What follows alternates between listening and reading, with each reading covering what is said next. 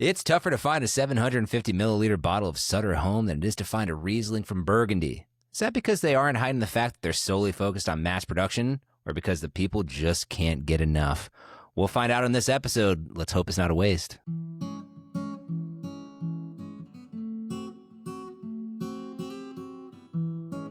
Welcome to Stop Wasting Your Wine, a wine review podcast dedicated to helping you discover great wines with great value for every occasion. I'm Aaron, and this is the best damn wine show out there. And as always, I'm joined by Colin and Joel, and this is week 3 of the saddest challenge we've ever done. Yeah, I will say I am glad this one's coming to an end. You know, it's been too much, to be honest. It's not even bittersweet. It's just sweet. Yeah, that's Can right. we not do this again? Because that'd be great. Yeah, it'll be a while if we ever step back inside this realm. No, I'm glad we did it. I think we've learned a lot. Yes. You know, we've definitely walked away with some knowledge, and Sure. man, that sub $12 price point, I think, is just like the danger Brutal. zone that we've discovered. It's bad down there. It It's is bad down there, people. There's not a lot going on. Yeah. I'll tell you that much. Not a lot going on. And so here we go again. So we are in week 3 of the Drink This, Not That challenge, where we try some of those widely distributed, inexpensive, and heavily panned wines out there, and that are also some folks' favorite wines. They're also just some of the most popular, People are buying them. like, heavily purchased wines out there. You know, that Yellowtail Shiraz we had in week 1 is one of the most purchased Shirazes on the planet. Shiraz. We're going to have to look that one up. I don't know if Shirazes that's... on the planet. Barefoot is obviously one of the most popular wines on the planet, and they were not good at all. Yeah. It was bad. Bad start. And, you know, and here we go again. And so as a reminder, the point of the challenge is simple. We pick our wine that we know is highly purchased, but we have a hunch is not very good. And we try to find a replacement wine that is in the ballpark, same price range. We hope it has a wide quality gap. So, you know, you lose points as the price range widens, but gain points also as the quality gap widens as well. Mm-hmm. Last week, Colin sweetened things up a little bit for us by bringing out some Moscato. The Barefoot was just a punch to the face of sweetness. It was bad. Yeah. It was really yeah. bad. Licking sugar. Ice did not help. Yeah, ice did not help. There's nothing that would help that wine. The drain is the only thing that would help that wine. Yeah, despite the suggestion from the label, the ice did not improve it. And, you know, we had a little bit of a debate, a little conflicting feelings about the Moscato d'Asti we had. How you guys feeling about that? I mean, it was significantly better. It was. Right. It was. And I think I nailed the challenge, because if you're looking for the next step up, that is a perfect place to land. It's not going to cost you an arm and a leg, and it was significantly better than the Barefoot. So, you know, I think it's honestly a hard one to beat. I will agree with that 100%. You have raised the bar. You've raised the bar of the very low bar game, but you've raised it up. And this is going to be a tough one to beat.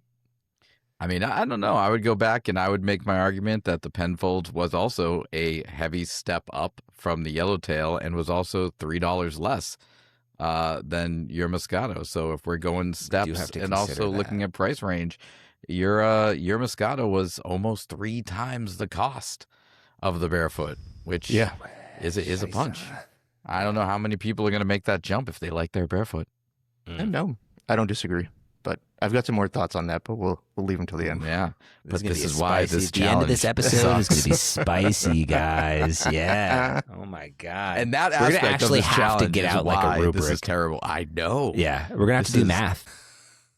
We hate math on this show. I know we don't believe in numbers on this show, but we're gonna have to talk about some. Right.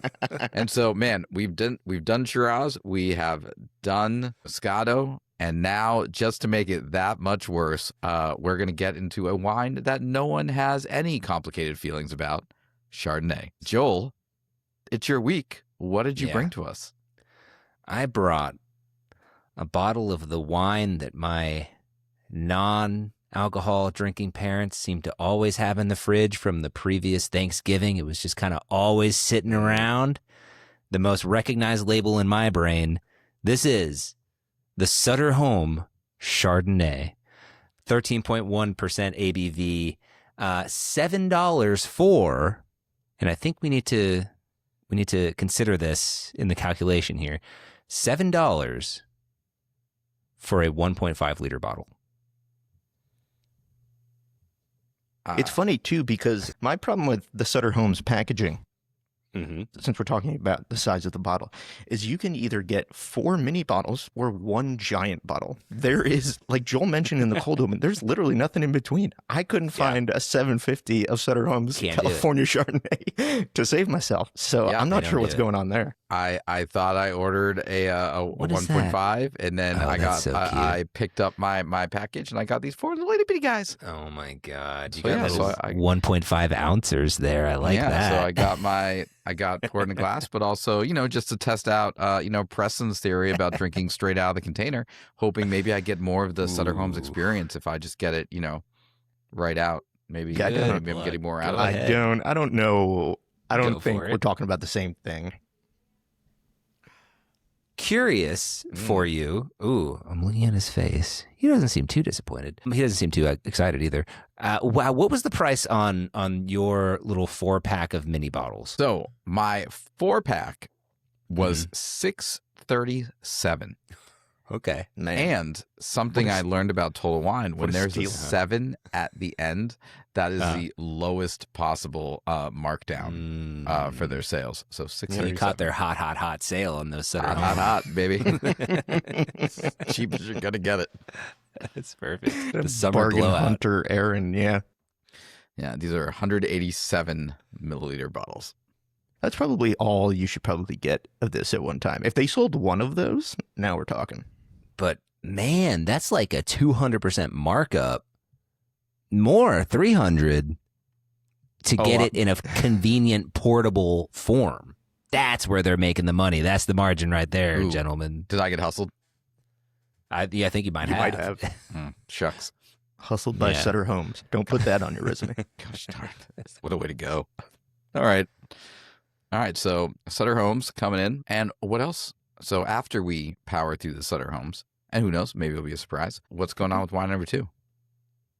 So the second wine, my contender here, I went way back in the catalog, guys, and I'm bringing back from episode 2 a wine from a producer that we were very, very happy with, Olema. If you guys can think all the way back to that, literally episode 2. Yeah. Listener, don't worry about going back there. We've come a long way, so stay here. Maybe we'll do another one. Go back and listen. I'm sure it wasn't a shit show. I'm sure it wasn't a shit show, but I don't know if it was a great show either. But listen, Olema, this is going to be the Olema California Chardonnay. This is a 2024. I'm able to say a year with this one, which excites me. Nice. A 13.8% ABV, and this one was picked up for about. I'm not going to round up. I'm going to say $15.99. So a little bit of a gap there. Yeah, you got a little bit of a gap. bold choice, Joel. And I'm curious if it's going to work out for you because, we know the price gap is going to be a bit of a ding on you, but maybe there will be a massive quality gap that makes it worth it. But I think in the end, you're going to have to sell someone. You're going to have to sell someone who loves their Sutter Homes, and you have to be like, this is worth quadrupling your expense. I know. Listen, this was a bet. A risk I was willing to take because I'm hoping that the Olema can bring the magic. We know that they've done good stuff before, so I'm feeling all right. I'm a little nervous, but I'm feeling okay.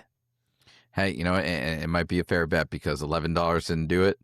And $14, almost really cracked that code. Maybe $16 is the magic number. So maybe. All right. So we have been running these episodes a little bit differently. We're not going to spend equal amount of time on both of these wines because, quite frankly, we just don't believe these wines are going to be equal. Maybe we'll be wrong. Maybe this will shock us. But we're going to do kind of a fast and dirty breakdown of Sutter Homes. And hey, if it requires us to spend more time, hats off to them. But if not, hey, that's what they get. So, gentlemen, let's get our noses in Sutter Homes. A Sutter Home. I keep putting an S on it.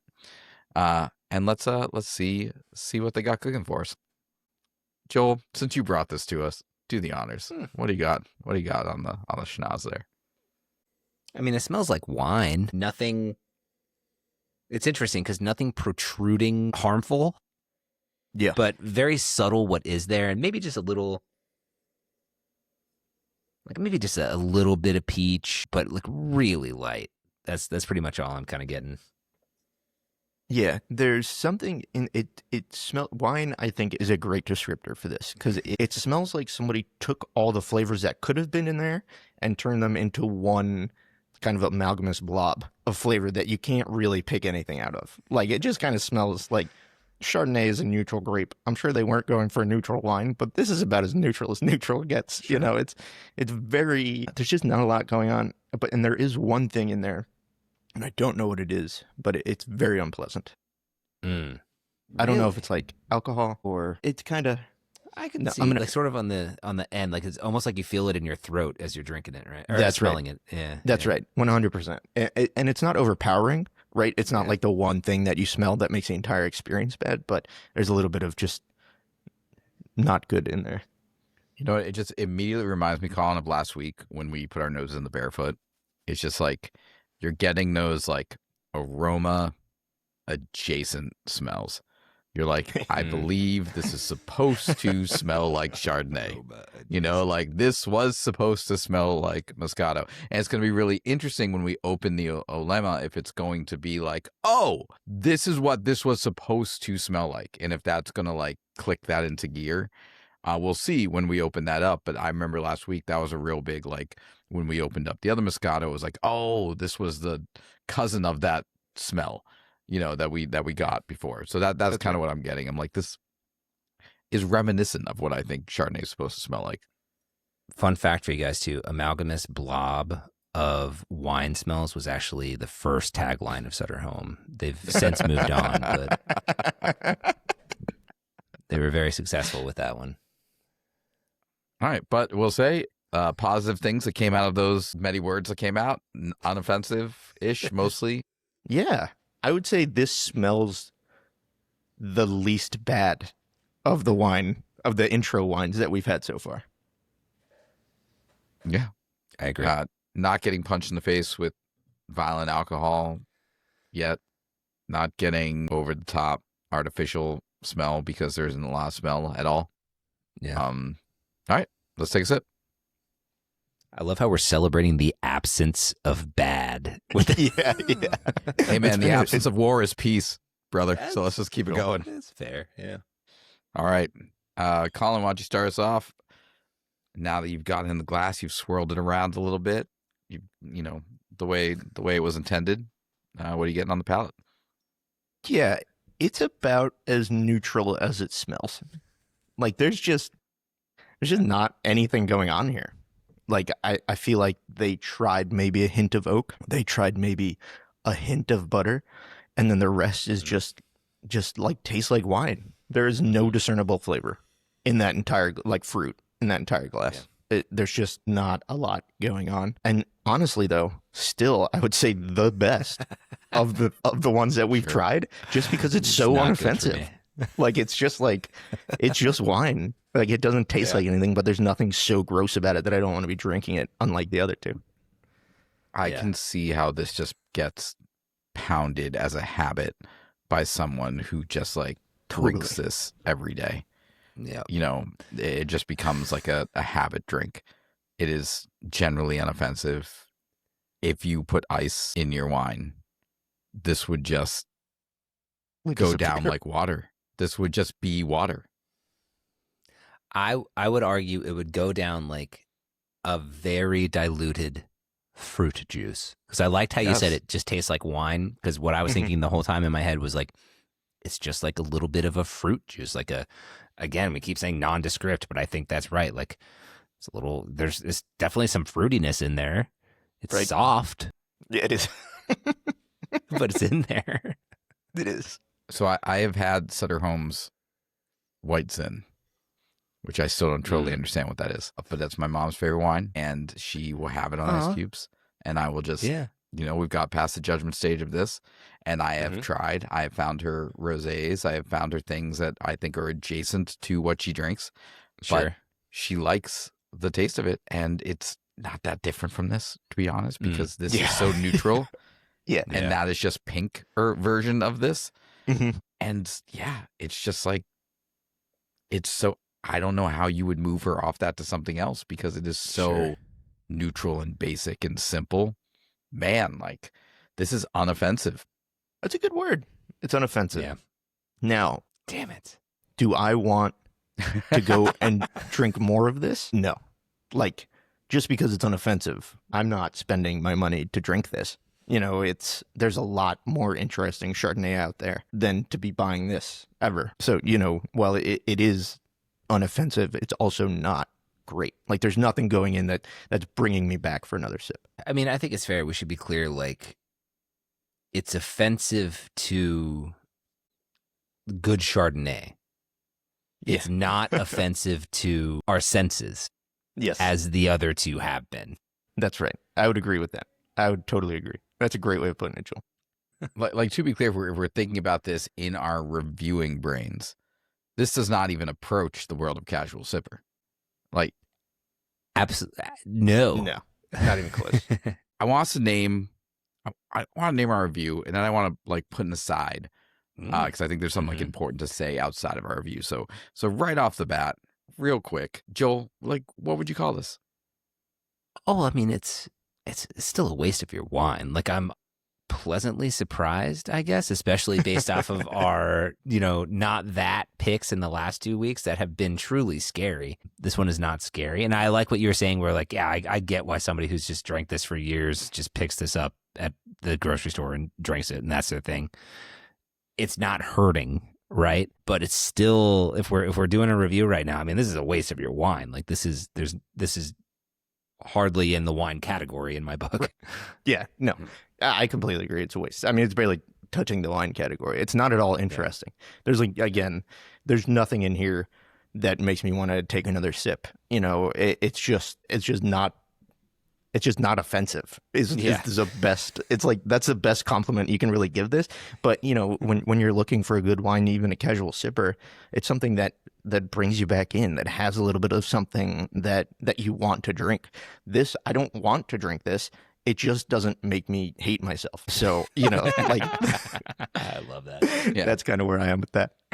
Guys, 100% agree with both of you. Just absolute waste. It's just a waste. It's just a waste. And if somewhere, if you out there, you like drinking it, like keep enjoy drinking it. Good for you. But like, it's not good wine. It's just not good wine. I'm scared for and my chances at winning this, that we even had to pause for a second and talk about that. But we got this. We'll be all right. Yeah. Olema's going to blow our socks off. Let's do this. The thing. Hopefully we find just really, really great alternative today, and we can convince someone out there to convert from this to that. Mm-hmm. So let's move into that. All right, guys. So we just cracked open our 6th twist off wine of the month, which is kind of surprising. The Shirazes were Australia, so I got that. Yeah. But we're back home and just twisting off. Not a great time. Let's get our noses in there right off the bat. We got the Olema 2024. What are you getting on the nose there, Colin? That's not what I expected. No, not what I expected either. So, hold on. Really get your nose in there, Colin. Really get it in there. Okay. Because I know what you're thinking. I'll say this. This is what I thought the Sutter Home was going to smell like. Oh, boy.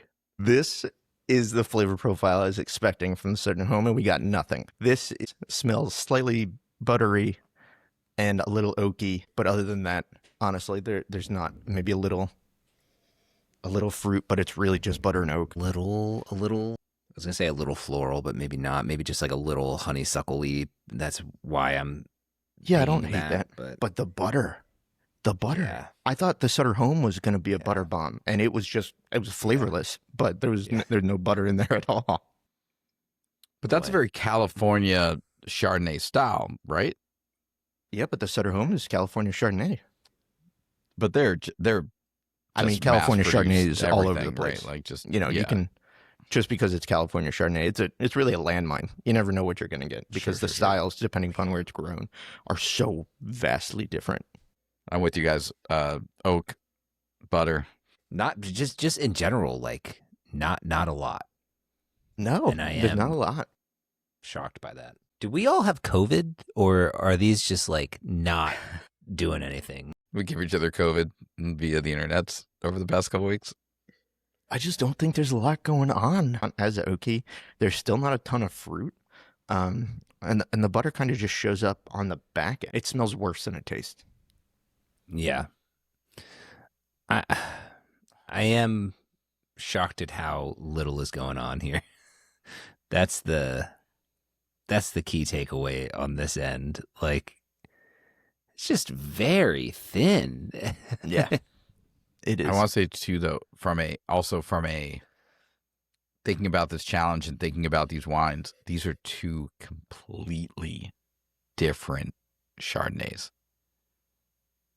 Like these are two completely different experiences in wine right now. Like this is so buttery and so soft, and just like I'm like sipping back and forth right now, and like the acid on the Sutter Homes and like the sharpness and like the just like, well, I say those words like they mean anything for that wine.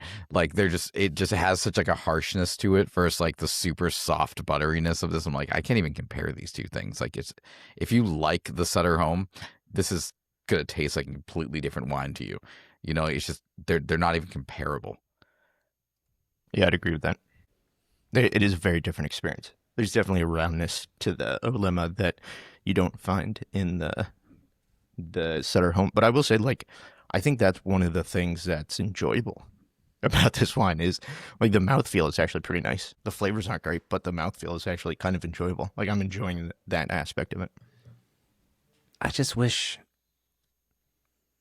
I could pick out some flavors. Yeah, no, I agree. You know, like I wish Yeah. I could pull anything apart from the rest of the experience. The oak and the butter. What is it missing Yeah. specifically? Fruit. What do you guys think? Fruit. It's missing fruit. There's just not discernible fruit. It's as neutral on the fruit as the Sutter Homes was. It's a little bit sweet. You could tell there's fruit in there. But what that fruit is, no idea. I feel like also from a structure standpoint, like is it missing some acid? Is it missing some weightiness to it? Like there's just something going on. It feels really thin to me. Yeah, I don't know. Like I said, I think the structure is actually the nicest part of this. And like I think that's the one thing that's really keeping me at least somewhat interested. But I just feel like it's gone so fast. that it One is. of the weirdest. There's not a lot there. weirdest wines. Yeah. Not a lot there. It is everything is very gone there and then gone for sure. Except for the finish. The finish lasts. I get that oak. Like, And that's it. that's it. 100%. Shocking. All right. Okay. Wild. Well, this one, I think this one deserves a little bit of time to marinate. We're gonna let this one age a little bit. That in might our be in the our situation. brains. And we're gonna I'm sure it's we're gonna gonna learn. open up. Yeah, and we're going to learn a little bit more about Chardonnay. All right, gentlemen, so today we're talking about Chardonnay, which is kind of weirdly one of the most divisive wines out there. People either love it or they hate it. And along the way, like people kind of accidentally decided that. You know, it's usually like this big grocery store version. Like they've picked up a Chardonnay and it's like soft and buttery and like easy to drink. And that's like, you know, companies like Sutter Home have made a wine that is just the same kind of replicable version over and over and over again. And so people get the same experiences. And some folks love that. Right? Like, you know, they pick up the bottle, they know what they're going to get. And if that's what they like, you know, that's what they're going to get, and it's comforting, and there's nothing wrong with that, right? If that's the wine you like, cool. But that's also kind of created this image for wines like Chardonnay for everyone else. They had that bottle in college, or they had that bottle with their aunt or whatever, and like that's what they think Chardonnay is. And then they've just turned off that wine for the rest of their lives. And that's a bummer, because Chardonnay is one of, the widest styles of wine out there. It has so many different categories and varieties out there. Yeah. Well, and it's funny you said people love it or hate it. I don't think it's that people love or hate the grape. I think it's that people love or hate what they associate it with, because you're right. Chardonnay, the grape, it doesn't take over the glass like something like a Sauvignon B does. It's a little bit more, it's a lot more versatile, and the impacts of the winemaking process and the choices that are made during that really, really make an impact on the end product. So, is this going to see oak? How long is it going to see oak? Are we, how much fruit are we going to let kind of be prevalent in this? Is it going to be crisp? Is it going to be buttery?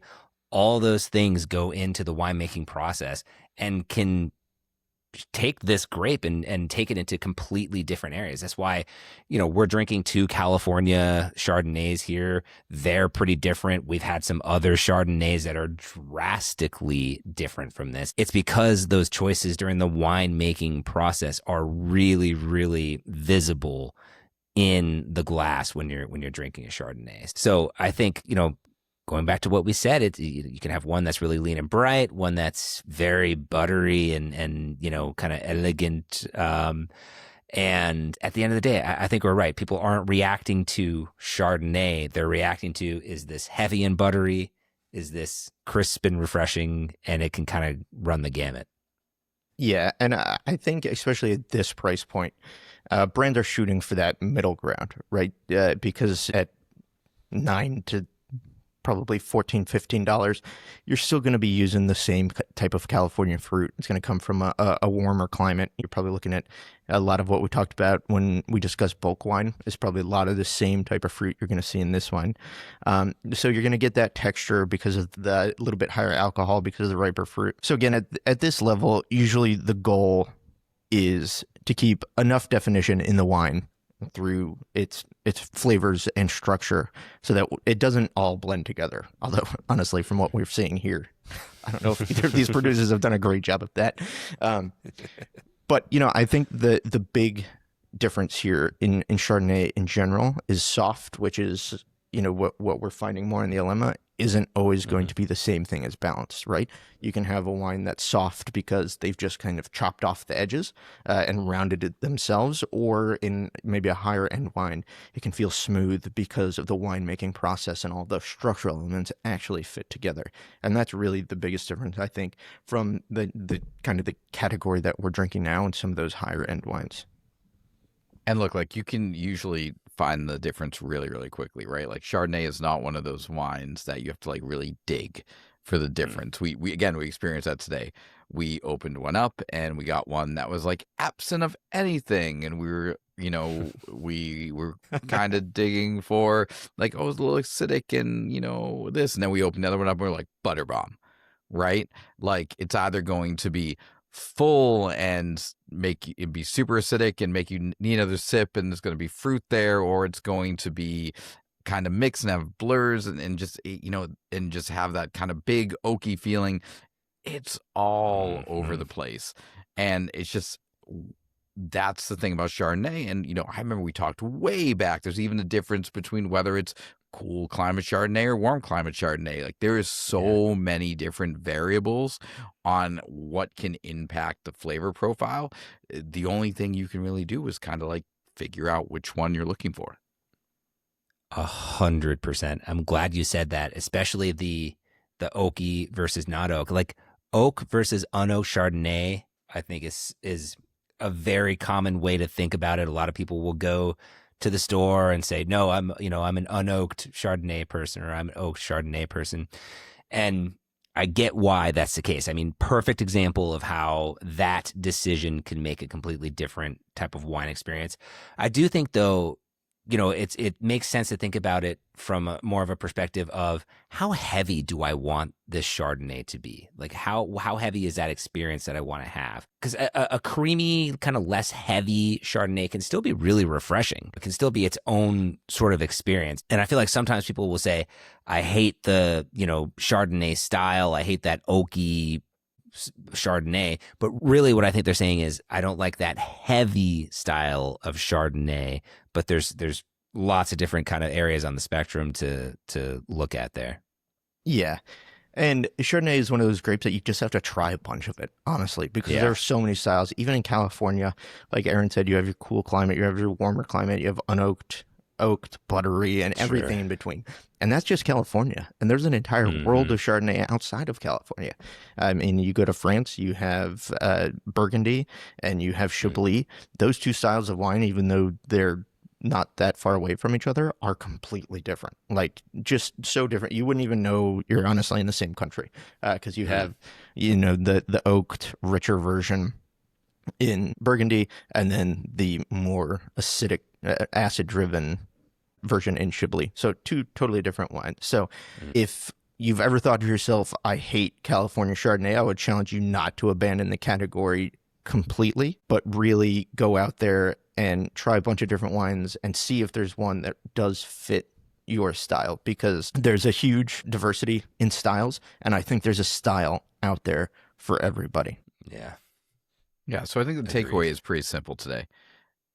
If you are someone who has decided that you do not like Chardonnay, and you have not spent a significant amount of time rocking through all the different styles, I would just challenge you to take a moment and, check out a different style, check out a different version, like do a little bit of research, look into it, and look at what you've tried in the past and try to find something different. If you've tried a big buttery Chardonnay in the past, go find a different version. If you tried an oaky Chardonnay, try an unoaked Chardonnay. If you tried a warm climate Chardonnay, try a cold climate Chardonnay.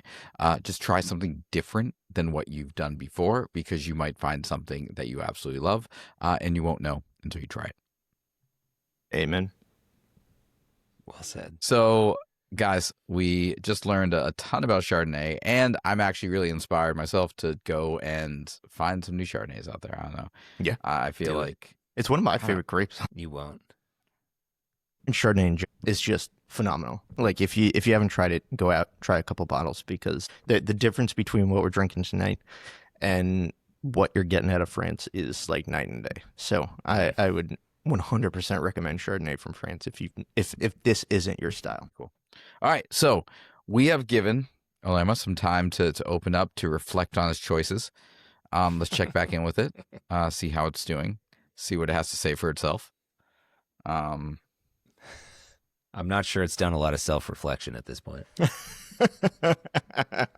Olema, anything new that you want to tell us? It's gotten, honestly, mine is warmed up a little bit.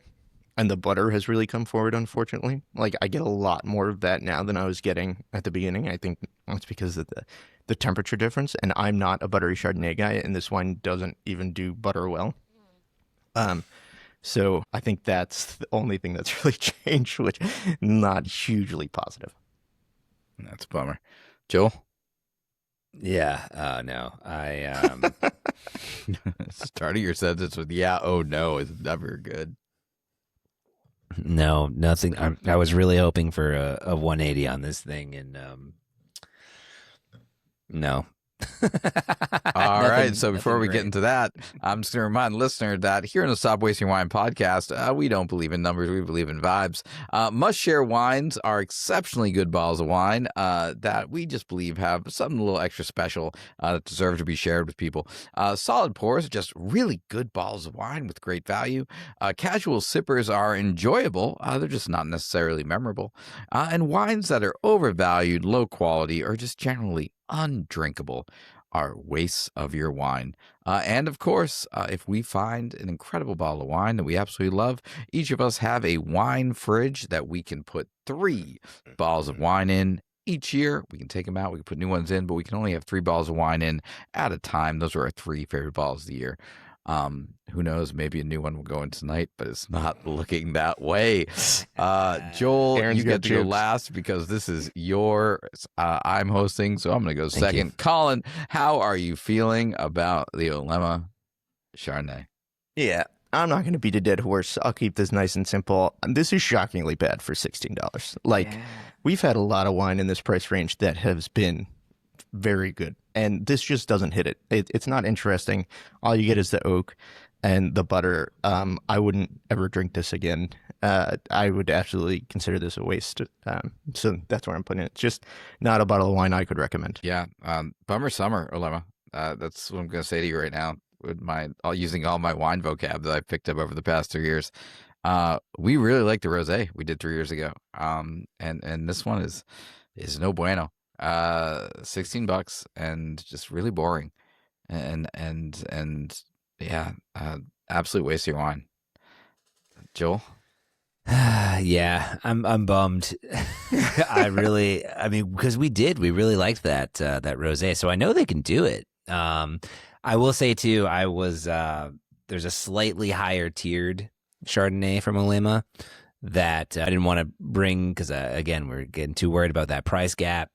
I do wonder, just to mention it, maybe that's a different bring it on a future situation. show as its own thing. Yeah, totally. Because I think that's a great idea. Because we've seen good stuff from these guys, but yeah, this just is not it. I'm so bummed. I felt pretty good coming into this, but yeah, waste of your wine, and shockingly, the thing that's blowing my mind.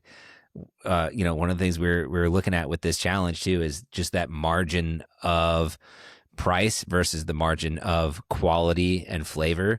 That margin between the Sutter Home, I think we got to give some props to Sutter Home right now. You that inversed margin? it, man. You I got it agree. wrong. You got it backwards. Your quality margin is reduced, and your price margin is wide. You screwed the pooch on that one. My mind's a little blown right now because, that margin is non-existent to very, very small if it does. And boy, yeah, I was not expecting that. It's surprising. I was expecting a lot more, to be honest. Yeah. I didn't. And I'm going to say I was expecting less from Sutter Home. I would agree. I am still shocked how unoffensive that is. Right? I was expecting it to be as bad as the Olema is. I would almost rather drink the Sutter Home, to be honest. Oh, come on. It's just, now he's getting crazy. No, but there's no flavor as opposed to the not great flavors in the Olema. Like at least the Sutter Home is neutral. The Olema is just like not fair. Like, I just it's not enjoyable. Props to Sutter Home. I was expecting the Sutter Home to be equivalent to the Barefoot or the Yellowtail, and they're not. It's not. It is a slight. If you were tiering like slightly, like they are one rung on the ladder higher, in my humble opinion. Like it's a very large ladder. It's a very long ladder. Yeah, like it's a very long ladder. But it is upper rung. You're right. It's upper rung, right? Like and slight props I was going to give anyways. Like if you're ever in Napa Valley and you're driving on that one long road through the valley, the Sutter Homes winery is very beautiful. It's very pretty. It's definitely a tourist trap. It's on the main drag, and it's right there. But it's a very pretty building. And go in and get a 1.5 milliliter. I mean, don't bottle of Chardonnay. Don't do that. Non-vintage Chardonnay. Maybe you can get the vintage stuff at the actual place. Listen, I'm not. I don't want to give the wrong impression here. Don't buy the Sutter Home either. I'm not. We need to make that very clear. Yes. You don't Only think they because figured it out by this point of how shockingly close the two were. But don't buy that one either, because there's a lot of better, more interesting Chardonnay than that out there. So just the disclaimer. Just because I failed the drink this not that challenge doesn't mean there's not really great, well-priced Chardonnay out there. That's right. Y'all. That's right. Yeah. Oh man. All right, so we're coming down to some tough decisions. We had some competition this round. I am excited that I am in the competition this time, This is which the is best you've just ever a done. huge step up for me. So no matter what happens, I feel like a winner. And I will, in the Which you should. conversation, we do not need to include the Sutter Home and the Olema. We can focus on you guys. I will gracefully bow out of this one, and we'll focus on your contributions. But the sad thing for you is it's all the weight's totally on your shoulders because now you have to pretty much make the decision, Joel. But like, I'm just happy to be here at this point. So I'm nothing can really bring me down. This is a huge step up for me. I'm up on that one rung on the ladder personally. He's made it. But yeah, so folks, once again, our big goal here was just to find some wine that was slightly better than the bad wine that folks are drinking. One thing that we did confirm is that we have talked a lot of trash about Yellowtail, Barefoot, Sutter Homes over the years. And we did it without drinking those wines on the show. And now we have achieved something important, which is we've drank those wines on the show. And we have confirmed they are generally not good. That's right. And now we can honestly continue to talk trash about those wines because they are generally not good. In an informed manner. In an honest and informed way. All right, folks. So we have a strange situation now where I feel very strongly about mine. Colin feels very strongly about his, and Joel's just clearly sucked. So this is what we're going to do. Lightning round. Agreed. And there's no debate there. So Colin is going to have 30 seconds tops to remind the listener what he brought on and try to convince Joel why his was the right choice. I'll have 30 seconds to remind the listener what I brought on and convince Joel why I think mine was the right choice. And then we're going to leave it up to Joel to make the final decision, and we'll accept Joel's wise judgment. I've put my glasses on because this is getting very serious, and I want you guys can try to sell me on things, but I want to make sure that you also tell me I need the price for each as you talk. Okay. All right. All the important things. Yes. All right, Colin, are you ready? I am, yes. All right, Colin, go ahead and make your pitch. So I brought on the Rivata Moscato d'Asti. And as I said at the beginning of the show, I think it was the best one-to-one upgrade. As far as the challenge is concerned, I think I absolutely nailed it from if you want to get a better wine in the same category that you're still going to enjoy, I think the jump from the Barefoot to the Rivata is going to be the best jump. Now, am I personally drinking it again? No, although I did say it was a casual sipper because I think the quality is there. It may not be my style, but I'm not drinking that because it's not my style. I'm not drinking the Penfolds because it was bad wine. So I think that you should keep in mind as you're making your decision. And the price points of your wines. You could find the Barefoot from $6 to $9, and you can find the Rivata at $13.99. Okay. Aaron? Okay. So I had the Yellowtail Shiraz as my base wine, and I brought on the Penfolds Cununga Hill Shiraz, which was $11.99, and the Yellowtail was somewhere between $7 and $9, depending on what you got. So if you notice, a very small gap. Now, the Penfolds, Colin's right, was not as great of a jump as his Moscato, but you know what? It was significantly better than the Yellowtail. It was not as artificial. It tasted like a basic Shiraz. And you know what? Our pitch was not to the wine drinker. Our pitch was to be a slightly better wine to the person drinking Yellowtail, to just be a better bang for your buck to that person. I'm not going to be able to pitch a Barefoot drinker to spend $13.99 on some Italian Moscato. I might be able to get a Yellowtail drinker to spend $2 or $3 more on a Penfolds Cununga Hill Shiraz. It's a couple more bucks, and it is like right around the same type of wine. And you know what? I had some friends over, and I had them taste test the two, and they liked my Penfolds a little bit more.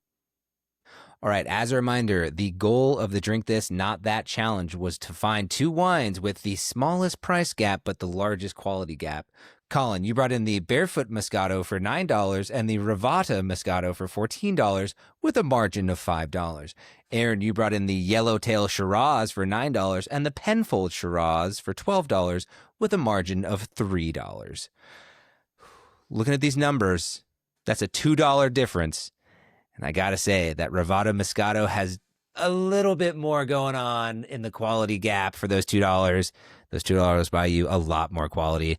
I'm going to have to go ahead and give this one to Colin. Hey, there he is. Congratulations. Attaboy. Attaboy. You know what? Thank you. It's I okay. agree. That's okay. I feel like I'm on the edge of glory right now. I'm edging closer. You're That's getting okay. there. You are. It was very, very close. Good job. It was very, very close. I will tell you the thing that was kind of the decision maker for me was out of all of the wines that we drank in this challenge, there was one bottle that at the end of the night when I was going to close down, I put back in the fridge because I was like, maybe there's a chance that my wife will like this one or that I'll want to pair this with something tomorrow.